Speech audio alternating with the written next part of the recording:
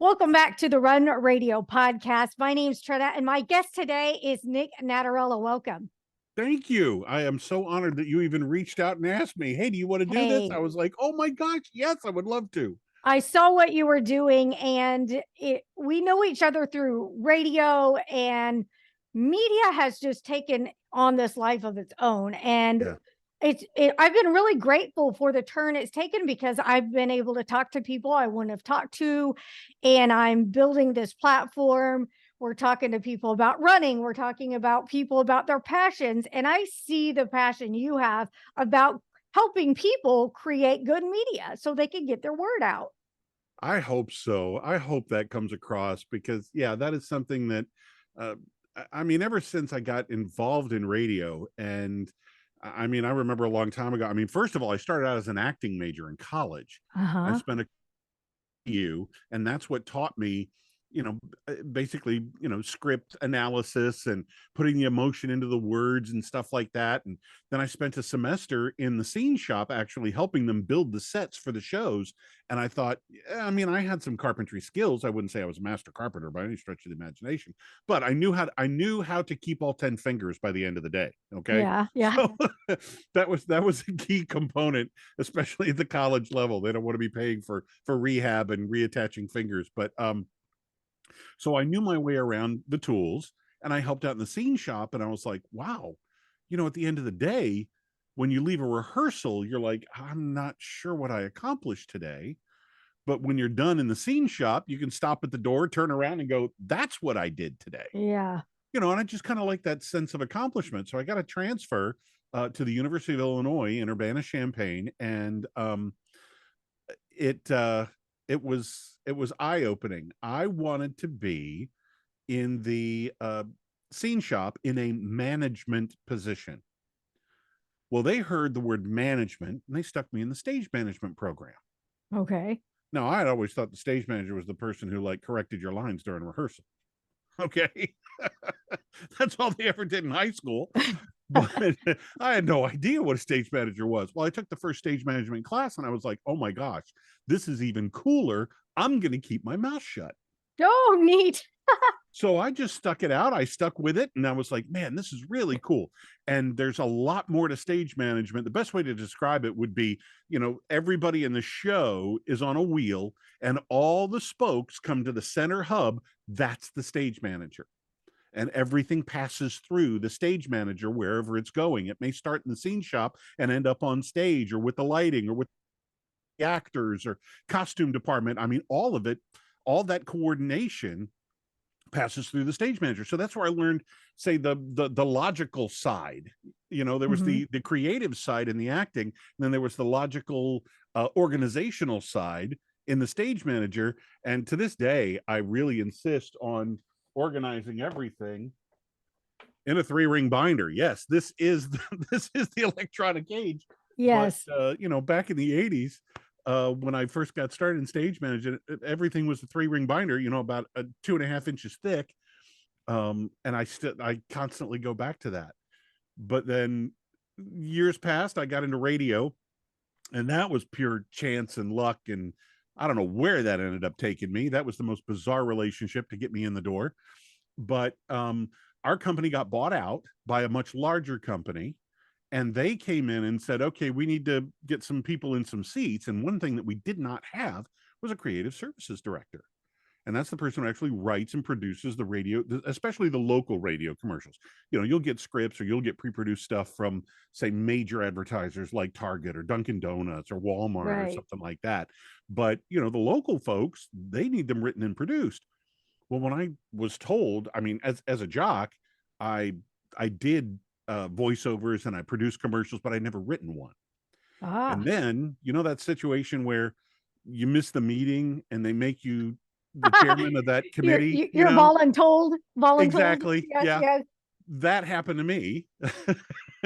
Nice. Everybody was like, the new company was like, so who's the most creative, most organized person? Because those are quite the opposites. Okay. That's a And lot everybody to. just kind of looked around and went, okay, so who's not here? Nick. Okay. So I became the creative services director. Well, I didn't know anything about writing commercials. So I double clicked on, and I opened I opened up Yahoo and did a quick search on how to write a radio commercial, Oh my goodness. and all of a sudden I discovered this stuff called copywriting, Yes. and I absolutely fell in love with it, and I was like, oh my gosh, we're doing this all wrong.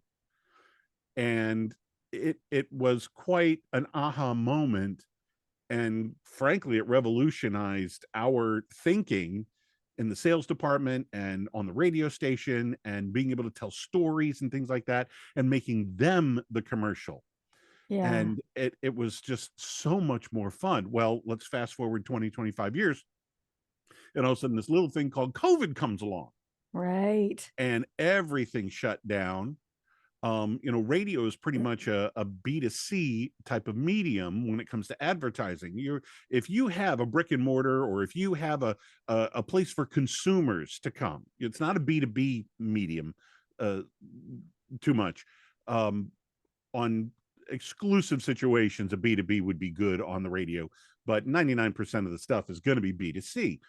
So if you've got a dry cleaner, a pizza place, so anything that the average everyday person walking down the street would like to buy, radio is probably a really good choice for you.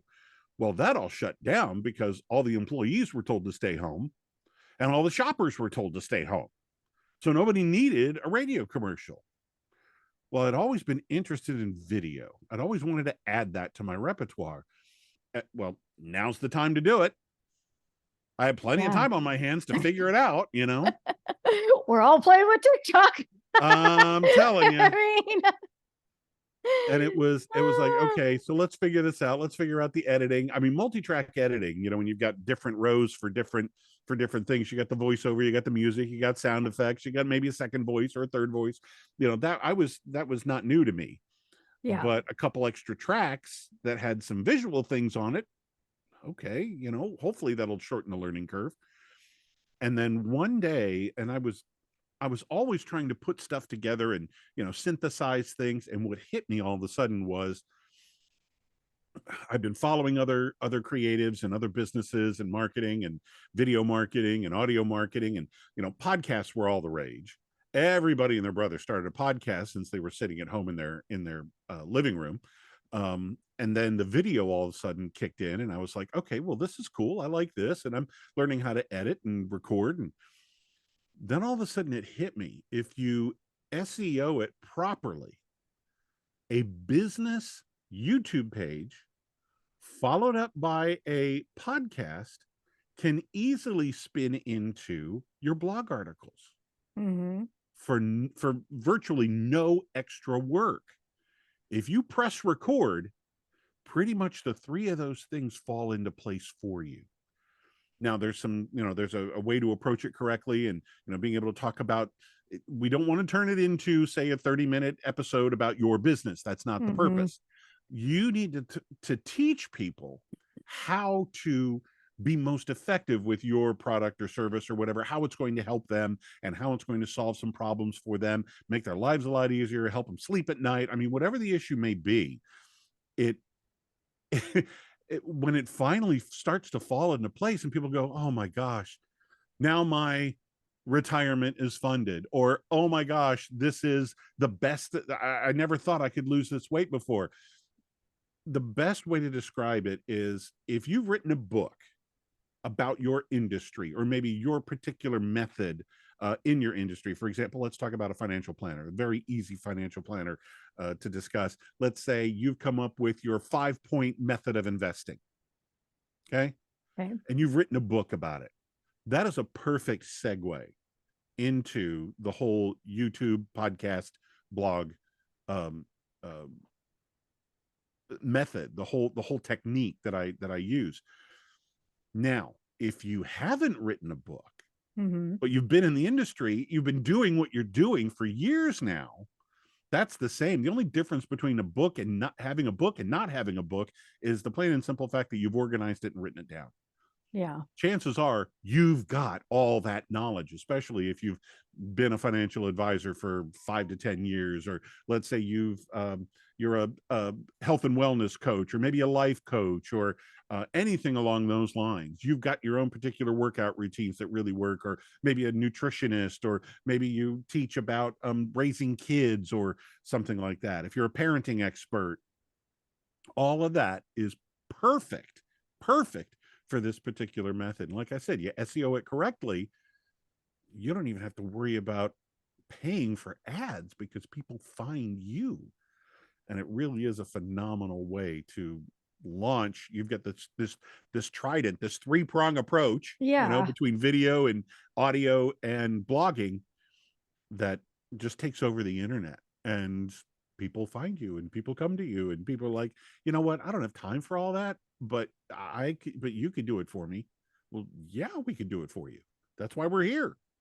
Talk to me a little bit about SEO, because I read constantly how important that is. I've got a plug-in on my blog site that gives me the happy face if I'm doing it right. Right. I usually get a sad face, and I get to that point where I'm like, I'm trying to convey my feelings, this, deep blog post.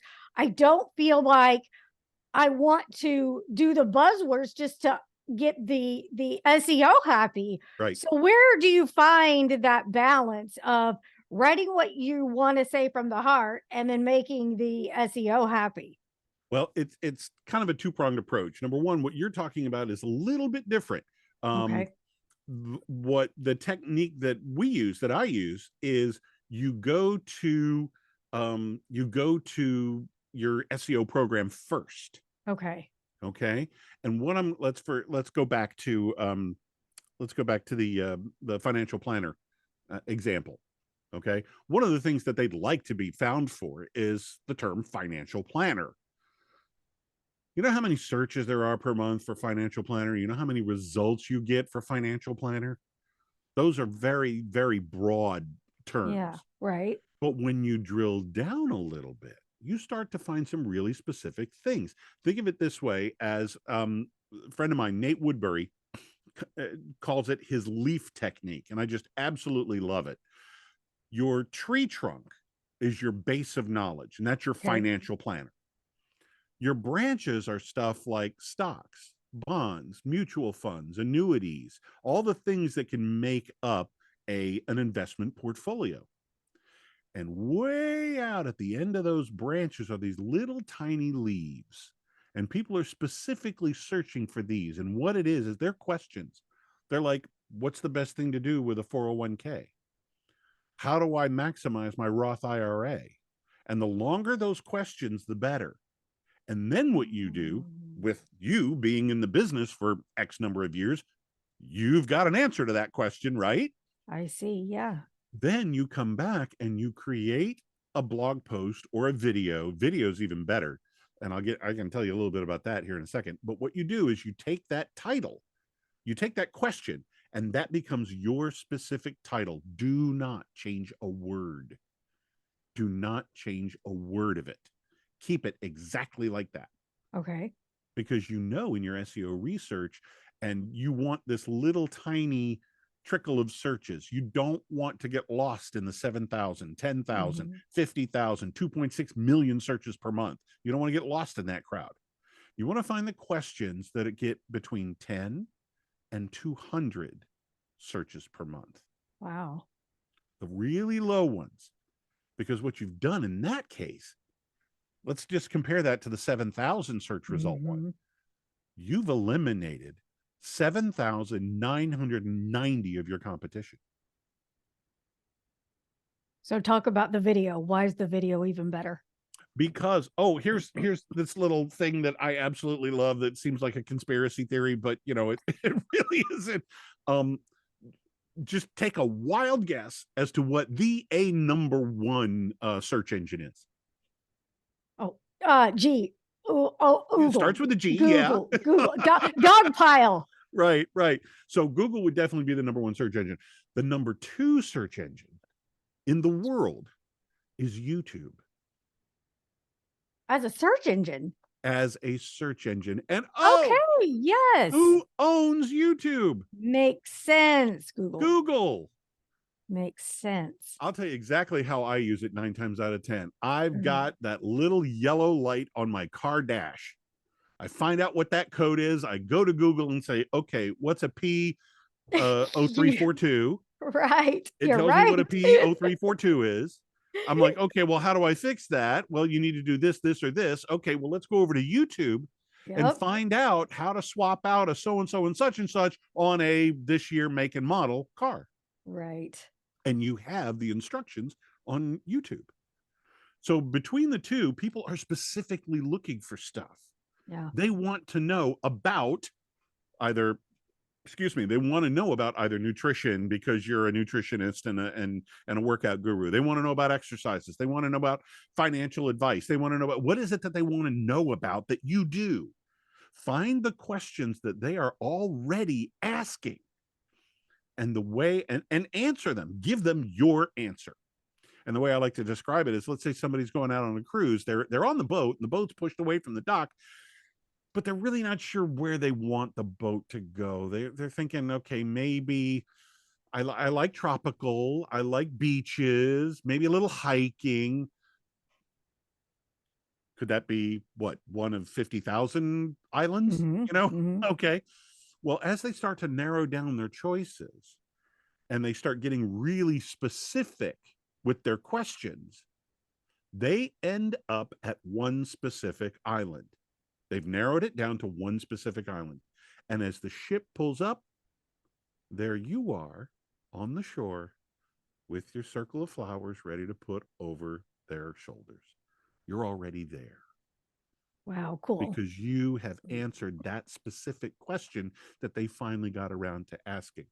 And when you find that up ahead of time and cater your videos and your podcast and your blog articles to that question, all of a sudden these little 10, 20, 50, 70, 100, 110, 130 searches every month become a whole bunch of little trickles that start pointing to you.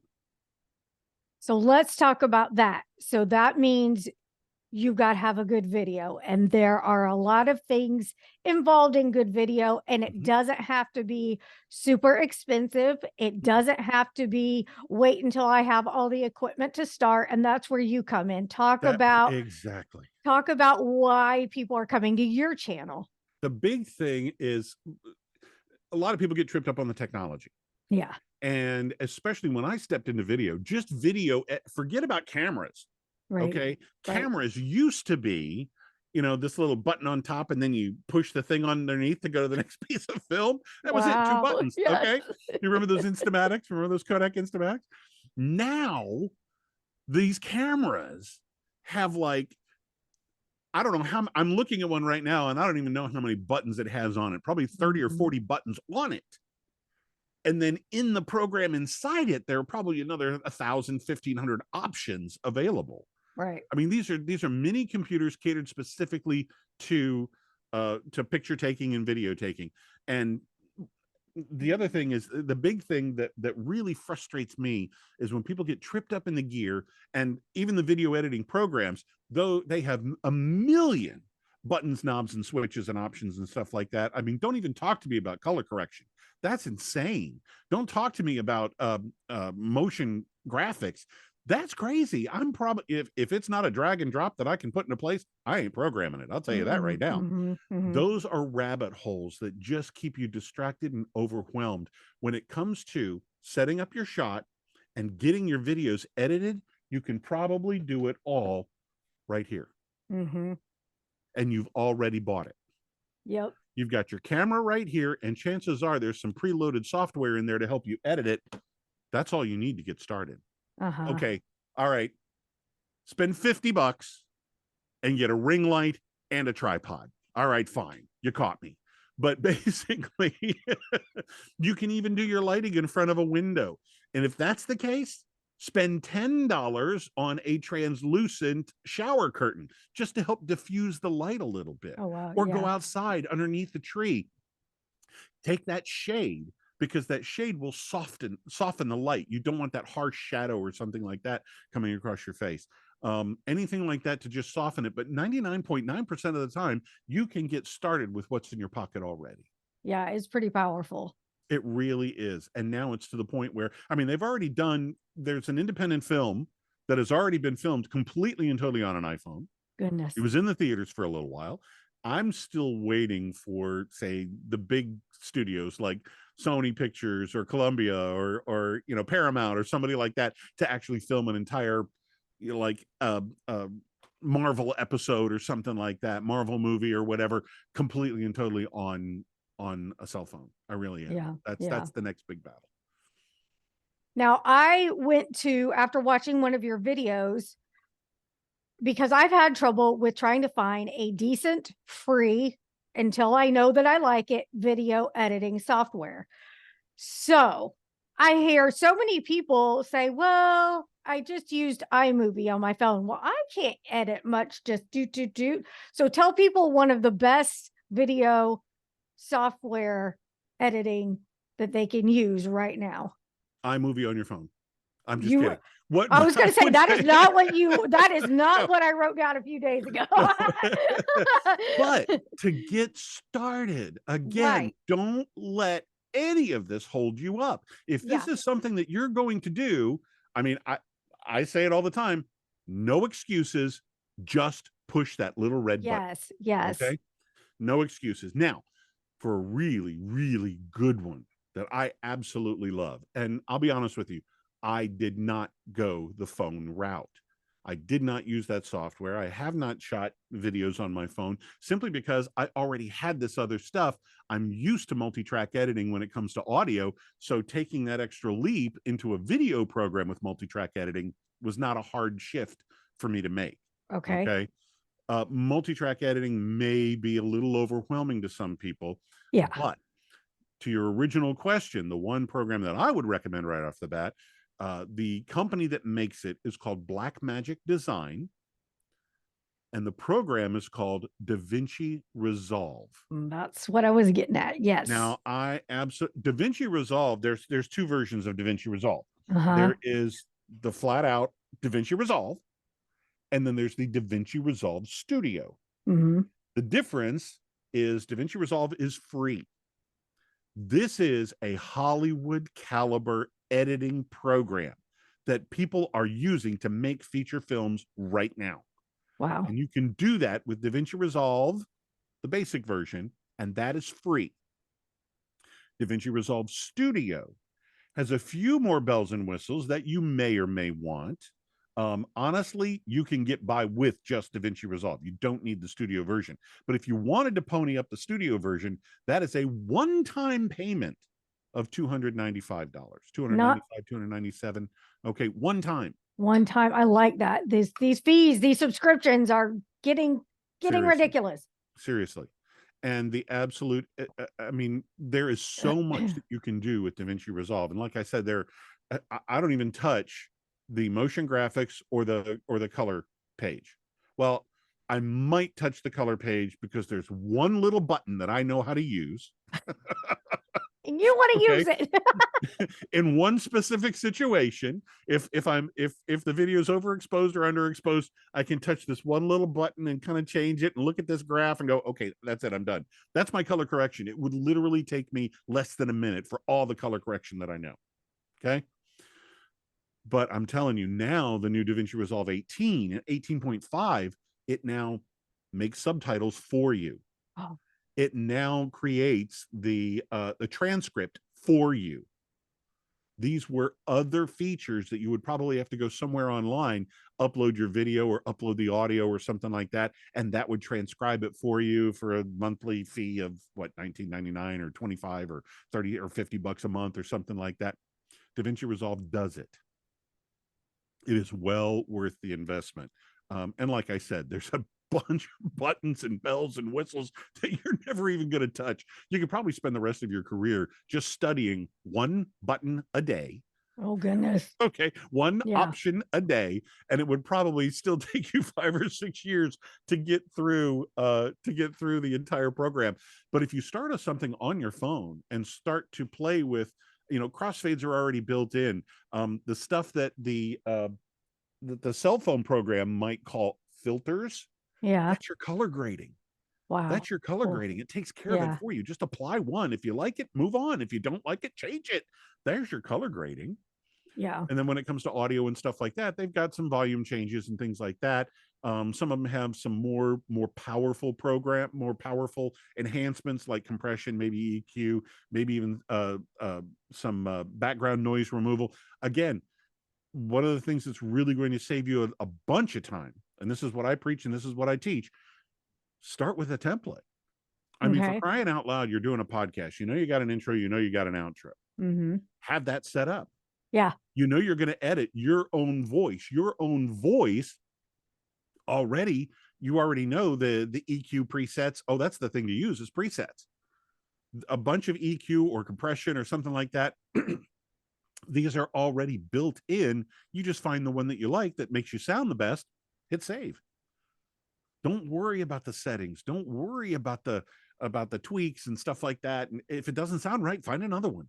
Yeah. Then you save all that together and you've got presets built into the channels. And now you've built your template. All you have to do is throw your guest in there and go through the process of picking a few presets and have those pre-programmed, but not selected.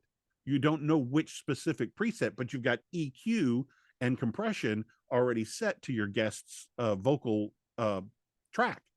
You know you're going to use it, so save it. You just don't know which preset you're going to use.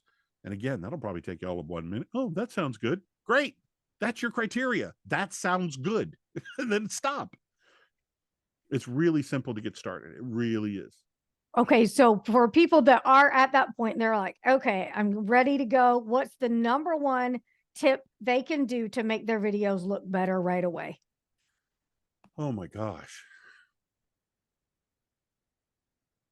I'd say the quickest thing that you could probably apply immediately, and 99% of this is actually what you do before you even hit record. Okay. Really cool effect that will set you apart from the crowd is a lighting effect that dates back to the 1600s. It's called the Rembrandt effect. Okay. The Rembrandt effect. It's named after Rembrandt, the painter. But what it is you can kind of see it here. I'm a little too bright here, but if you just Google Rembrandt, excuse me, if you just Google Rembrandt, you'll get a whole bunch of his portraits. And one thing that's consistent is he does this lighting thing where there's like one light off to the side. They're kind of turned. Their body is turned. They're looking at the camera or whatever. The light's a little bit over here. And then you see this right here? Shadow. Yeah. See that light?